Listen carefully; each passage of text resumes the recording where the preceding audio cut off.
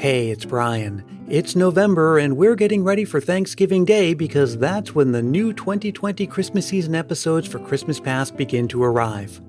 Until then, we're taking a little trip down memory lane by reissuing some of the older episodes of Christmas Past, not only for the benefit of our newer listeners, but because they're buried down at the bottom of a list of over 100 episodes in the 4 years that this podcast has existed.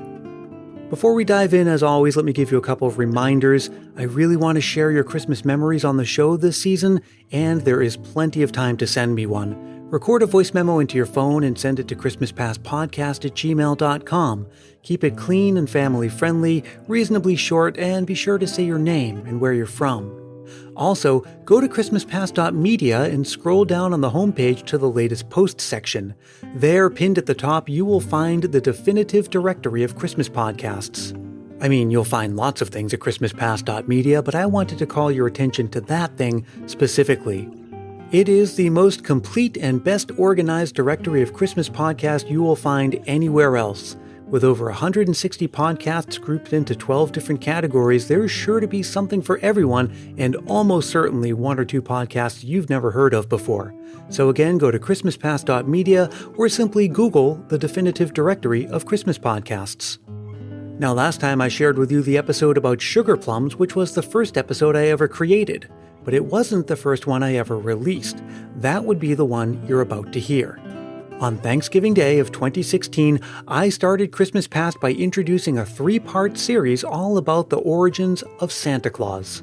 I hope you enjoy it, and I hope that your November is off to a wonderful start. This episode of Christmas Past is the first in a 3-part series about Santa Claus. And even though children love Santa, these episodes are not for them. Grown-ups, please enjoy them on your own. Thanks. Let's try a little thought experiment.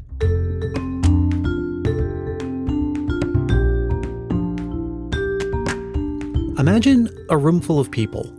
It's a good mix of male and female, young and old, from all over the world and all walks of life. And your job is to give each of them a sheet of paper and a box of crayons. And you're going to ask them to perform one simple task, and that is to draw a picture of Santa Claus.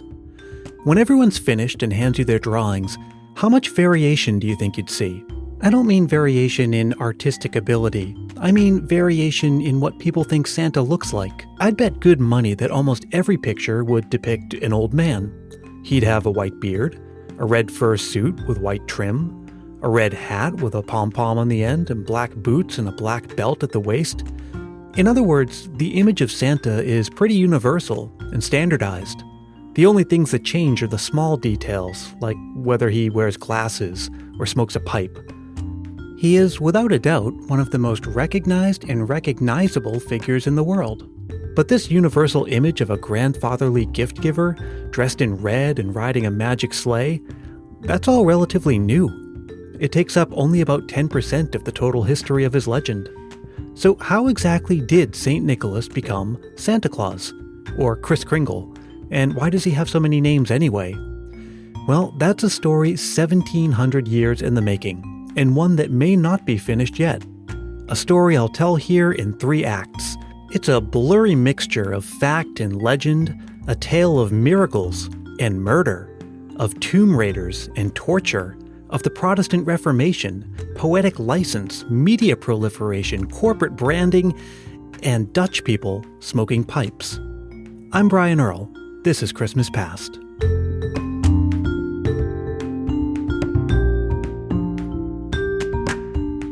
Act 1. The Life and Legend of St. Nicholas. Let's start with the basics. St. Nicholas was a real person, and he's recognized as a saint in the Roman Catholic Church. Beyond that, there's not much we can say for sure. Yeah, the first thing to say is that it's really hard to tell what's historical and what's legend. Bruce David Forbes is a professor of religious studies at Morningside College in Sioux City, Iowa, and he's the author of the book Christmas, A Candid History. I mean, what we really know historically is the century, meaning the 300s, that he lived in what's now Turkey, and that apparently he became a bishop. And then there are a lot of other standard things that are said about his story, but it's just unclear how much of it is historical and how much is legend. It is said that he attended the Nicene Council, the Council of Nicaea, which in the history of Christianity is one of the most important councils, but we really don't know if it happened. The First Nicene Council was when the Emperor Constantine called a conference of all the bishops to resolve important points on theological questions. And one of the legends within a legend has it that at the council, one of the other attendees, a man named Arius, got into a heated argument with Nicholas. Arius promoted an idea that others considered heretical. It angered Nicholas so much that he punched Arius out right there on the floor of the council, with Emperor Constantine watching. Apparently he had to spend the night in jail as a result. Now remember, this is a guy who knows if you've been naughty or nice. Constantine was the first Christian Roman emperor. The rulers who came before him ordered for the persecution of Christians, and several accounts say that Nicholas was imprisoned and tortured during that time, maybe for as long as 3 years. Another part of his legend is that he was born to wealthy parents who died from the plague when he was young. He was the only child of a wealthy family, and one of his pledges to himself was to give away all his money before he died. There are lots of great legends, but the one most common is a good symbol of what he came to represent, and that is the story of really a widowed father who had 3 daughters, and he tells them in tears that because he has no money, he can't provide dowries for them to get married. They probably will not be able to get married. So they faced a future of slavery or worse. And St. Nicholas overhears this, and so in the dead of night comes by one night and drops a bag of gold through the window, which allows one daughter to have a dowry. She can get married. Another night, another bag of gold. On the third night, the father waits up to see who's been dropping gold into the house. He discovers Nicholas, but Nicholas swears the father to secrecy, saying that all the credit should go to God and not him. By the way, there are later revisions of this story that say he threw the money down the chimney, but this is impossible because houses didn't have chimneys back then. And another variation has the money landing in a stocking that was hanging out to dry. Sound familiar? Let's take a step back. These days we associate St. Nicholas mainly with his generosity, but as Professor Forbes tells it, there are 3 distinct roles that he's played. One is that he's a protector, kind of a guardian angel. Second, he becomes a disciplinarian, trying to find out if children are naughty or nice. And third, he's a generous gift giver. And I think those 3 aspects are involved all the way through this history, from the beginnings of St. Nicholas to the present. But I think the emphasis changes. And the early part, I think, emphasized Nicholas as a guardian, protecting people. This reputation as a sort of guardian angel and miracle worker is part of how his popularity spread from Eastern to Western Europe. He became the patron saint of seafarers, and there are legends of him rescuing doomed ships and bringing drowned sailors back to life. He was also the patron saint of merchants, archers, brewers, pawnbrokers, and travelers. And there's one story about his protection over travelers that sounds like something right out of Grimm's fairy tales. Yes, it's not as sweet a story as the other one because it's kind of grotesque, yes. But apparently 3 boys who are sent by their father to get a blessing from Nicholas. A horrible innkeeper hears that they have money, kills them in its most grotesque form, cuts them up, puts them in a salt tub for the curing of meat. St. Nicholas learns about what's happened, comes to confront the innkeeper. The most horrible part of some stories is that the innkeeper even tries to serve this meat to Nicholas, but Nicholas finds out what happens, confronts the innkeeper, calls him to repent, miraculously heals the boys, and in fact, in some versions, not only brings them back to life and brings them whole, but with their clothing and the money and everything intact. Believe me, this is just the tip of the iceberg.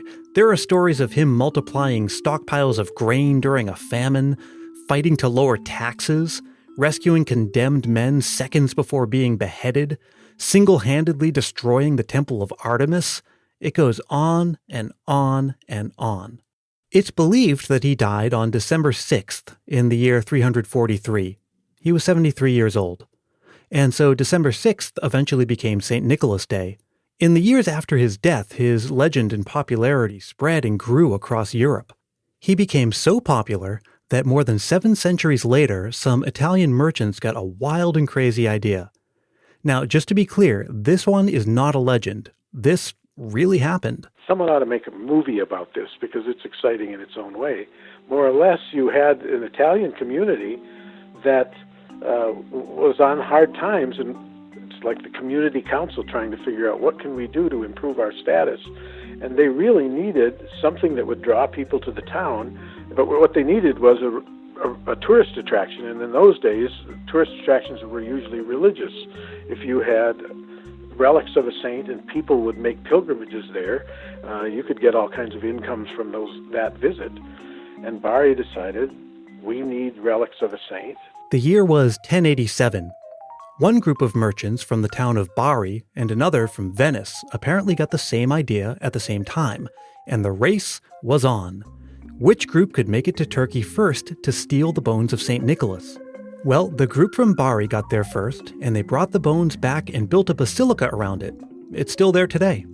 And it was very successful because it was a port city, and this is about the time when the Crusades are going to start. And so crusaders from all over Western Europe would come down to Italy, usually get on a boat to go to the Holy Land and fight.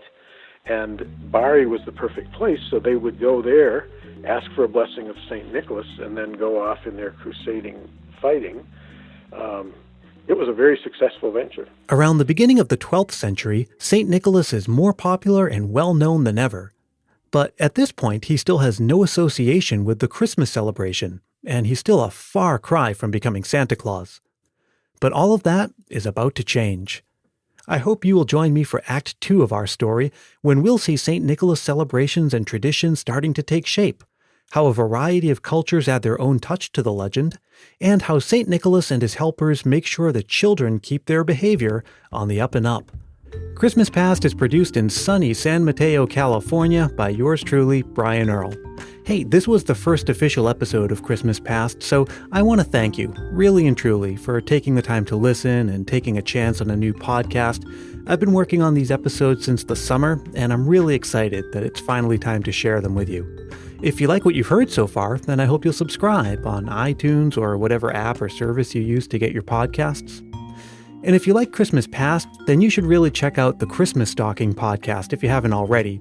It's also on iTunes and everywhere else. It's one of my favorites, and it was really the main inspiration for Christmas Past. And I'd like to thank the host, Lee Cameron. He was very generous to me with his help and encouragement as I was getting this podcast off the ground. Thank you, Lee, and Merry Christmas to you and yours. And I'd also like to thank Bruce David Forbes. He's a great guy, and I really enjoyed the time we spent together doing the interview for this show. You'll hear more from him in the next 2 episodes. And also, starting in the next episode, I'll be sharing your Christmas memories. So if you have any stories or even just memories about your favorite holiday traditions, I'd love to share them right here on the show. So just record a voice memo on your smartphone and send it to christmaspastpodcast@gmail.com. Try to keep it to about a minute or so, and be sure to say your name and where you're from. And I'm also on Facebook, Twitter, and Instagram, sharing all kinds of fun vintage Christmas stuff and Christmas trivia almost every day. Come on by and give me a like or a follow, or just say hi and join the conversation. Search for Christmas Past Podcast in all 3 places, and you'll find me. And if you come to christmaspastpodcast.com, you'll find show notes for each episode. They include pictures, recipes, references, and info about the music you hear on the show. All that good stuff. Again, that's christmaspastpodcast.com.